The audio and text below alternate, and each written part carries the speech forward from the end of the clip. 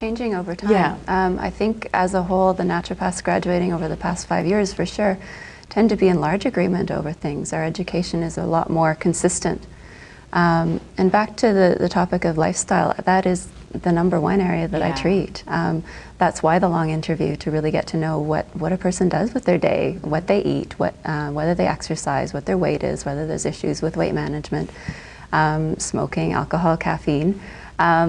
And that makes a massive difference, that stuff, but it doesn't get taken seriously, though. Yeah. Just an incredible amount. And as you're saying, it's just starting to, it was supposed to be common sense and just a little bit of prevention. Yeah.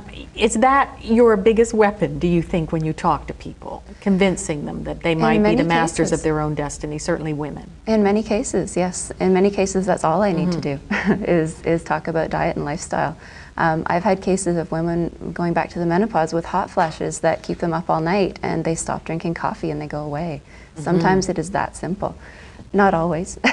No, but I mean, I bet there's a lot of people on hormone replacement therapy that if they exercised, you know, didn't drink as much and didn't drink as much coffee, that they wouldn't even be facing these really tough choices. And it is a problem with our society right now. We want to do it all. We want to have all the luxuries and be able to drink and eat and do whatever we want and take a pill to, you know, to get rid of any unpleasant symptoms.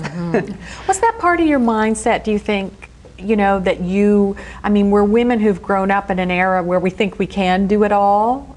Was that a change for you, having gone through what you did, that you just took it for granted? Absolutely, yeah. I just thought, you know what, I'll go on the pill, I'll control this function, and I can do what I want with it.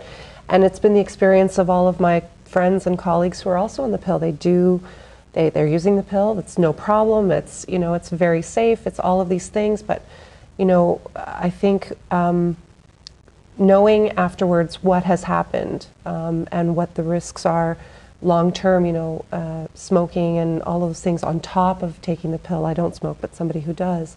I think really the expectation is that you can do whatever you want and you can stop taking the pill and have a baby right away and everything will be just wonderful, but oftentimes... And it is for a lot of people, It is, but there's a risk that it won't be, and what if you're that one person for whom hormone replacement therapy really ruined your life? And I don't want to be the person that's being tested on. So I'd rather take a little bit of the responsibility and, you know, do it in a natural way that doesn't affect anything, so that when I do decide to have a child, I can, and I'm not in a place where I have to fight to be able to have